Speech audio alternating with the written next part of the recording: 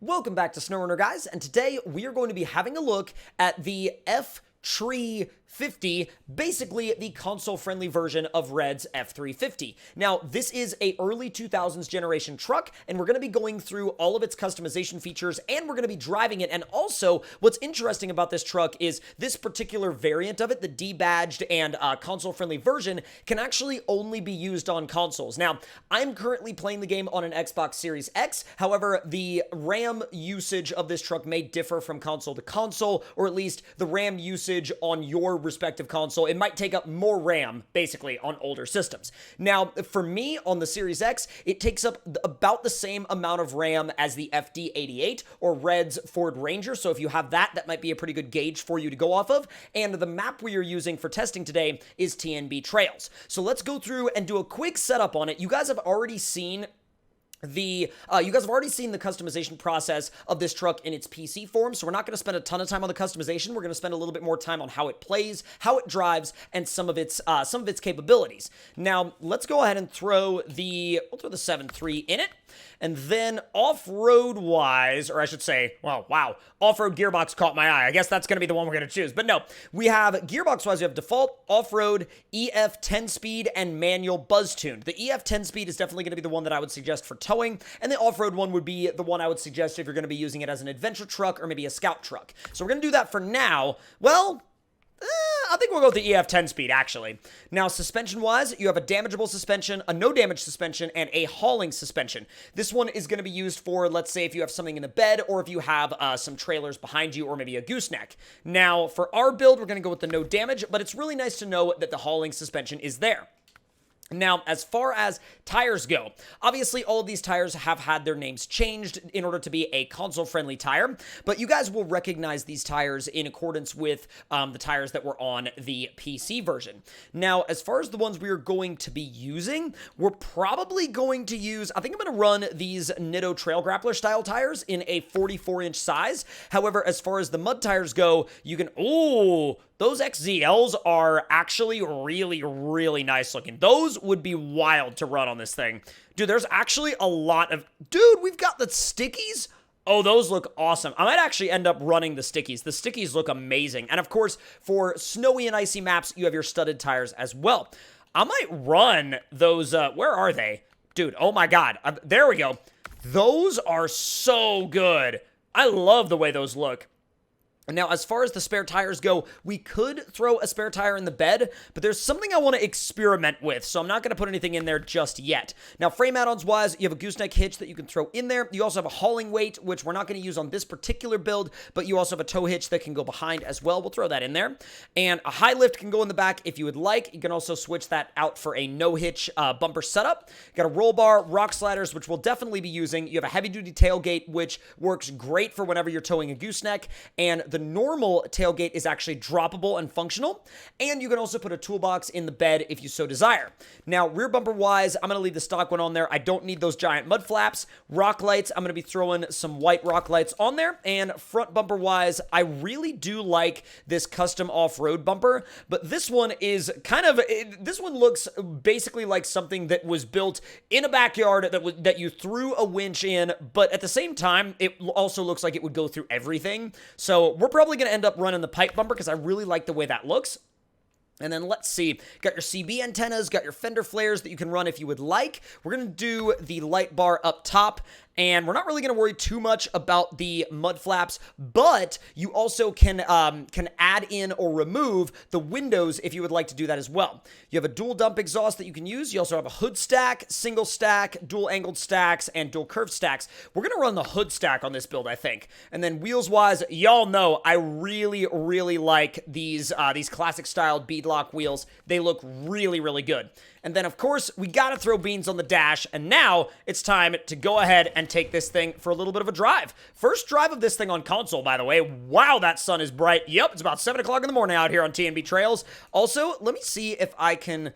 Wait a minute. Can I put... Yeah, I was going to say, can I put that in immersive mode? All right, let's fire this thing up. It sounds properly good. Bro, it smokes a ton, too, especially, like, right out of that hood stack.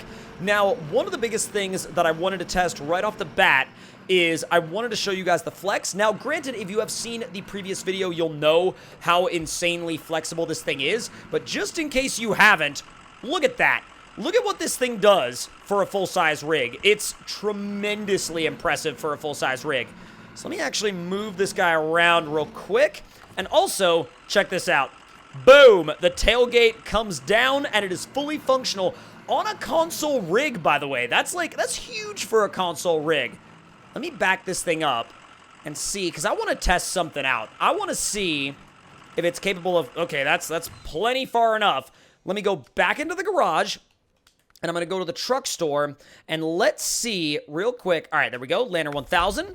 And here's crossing my fingers and hoping for the best that we can actually get this thing up onto the loading platform. But we're going to do the active suspension, and we're going to do the largest and widest tires we can fit, because it may or may not be able to actually make its way up the ramp. But if it is, I'm going to be extremely glad.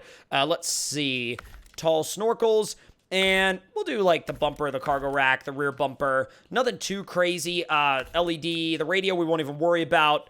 And we'll paint it like, oh, you know what? We'll leave it yellow. Yeah, we'll leave it yellow. We won't worry about the color. All right. So diff lock is the only actuatable thing on this rig, but I really want to see how doable it is to get this up into the back of that truck. Now, this map is obviously a little bit strange when it comes to vehicle loading. It doesn't really like to have vehicles loaded, especially vehicles that are tiny like this one, because they always phase right between these ramps. And I want to be able to load this so bad, but it might take a little bit of extra effort.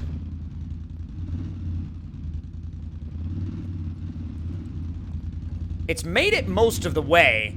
So after many attempts to drive the Lander 1000 up that ramp, which ended in failure after failure after failure after failure, I brought out a crane, and in like 30 seconds, we had this thing up here on the platform, no problem at all. So I think from now on, whenever I'm trying to load a four-wheeler on TNB trails, I'm just going to break out a crane, because that's by far the easiest way to get things done out here. So let's back this thing up. For whatever reason in my brain, I thought that this thing didn't have, like, a crane point, but it turns out it does. And there we go. Drive it a little bit further forward.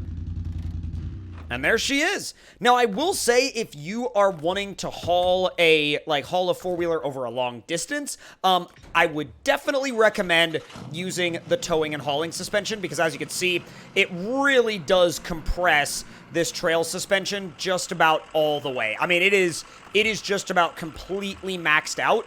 But the thing is, you can still put something in there, and that's the cool part about it, right? That is genuinely the coolest part about this whole setup, is the fact that, like, you can legitimately put a four-wheeler in the back.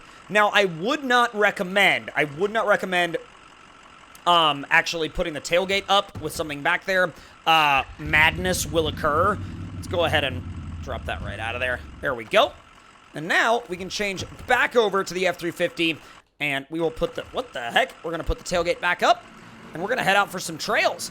Now, once again, the cool thing about this truck, or actually there's a ton of cool things about this truck, but also the tailgate can sometimes be a bit loose, and if it does get a bit loose on you, it'll just fall open from time to time. It really likes to do that in multiplayer especially. No fault of the truck itself, it's just kind of one of those SnowRunner things, but you can see here, I mean, as we're driving along and it's just absorbing absolutely every bump and rut in the terrain, you can see why with a suspension setup this soft, you can see why it was a little bit sketchy about hauling that four-wheeler. So let's go ahead and take this route up the mountain real quick. Easy. And once again, the performance of this thing is absolutely next level, especially when you run the 7.3 in it. When you run the 7.3 in it, there's basically nothing that stands in this truck's way.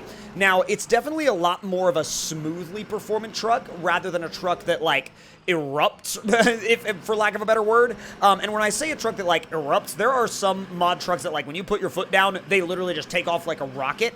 This isn't quite that. This is more along the lines of a truck that builds its power gradually, but it can still be really, really fast if you run a high-end engine and transmission setup. I've also somehow managed to hit just about every shrub, branch, and tree stump on the way up this hill. So for whatever reason, that seems to be something that we are very, very good at. God, I love this view right here. It's such a good view. It really, really is. And it got even better when they did the summer update to TNB Trails. Easy. Oh, it did not want high gear right there, that's for sure. High gear must be really tall. Oh yeah, it's super tall. There's a lot of wheel speed with that. I didn't want to stay in it for super long, but like I wanted to stay in it for just a minute to see how much wheel speed there actually was, and there's a lot. I would only use high gear in this truck if I was either on a really smooth surface or I really needed the wheel speed to make a particular hill climb. Otherwise, I would recommend usually just running this thing in kind of like a slow crawling type way. So let's ease it down over these rock obstacles. There's one rock obstacle that I really want to test this thing out on just to see, A, what it's like, and B, you know, what kind of lines it can take. But I think we're getting close to it. It's not this one on the left, although the one on the left is a fun one, but I know that this one will make such short work of the one on the left that there's almost no reason in taking it that way, because I already know what it's going to do. It's just going to walk right through it. Now let's ease it around some of these rocks. And if you bump the clutch a couple of times, even while it's on the rocks, it will shift up and it will give you all the power you could ever want. Come on. We're going to be a little bit slower now through these loose rocks in the mud, because they can be a little bit sketchy. I mean, the loose rocks can be probably one of the sketchiest things that you'll ever have to deal with in this game in terms of damage, but this is the hill I was talking about. Now, we're going to put this thing into low plus and just vary our degree of throttle. And there's a couple of different lines we can take. I'm going to take the steep line. Dude! It walked the steep line like it wasn't even there. And apparently the tailgate just wanted to pop right open. All right. But no, like this thing absolutely just walked the steep line like it wasn't even there. I only had to go full throttle for a couple of seconds. I mean, even if that. All right, let me see if I can make it across this rock bridge without turning the entire rig over. Back you up real quick. Whoa!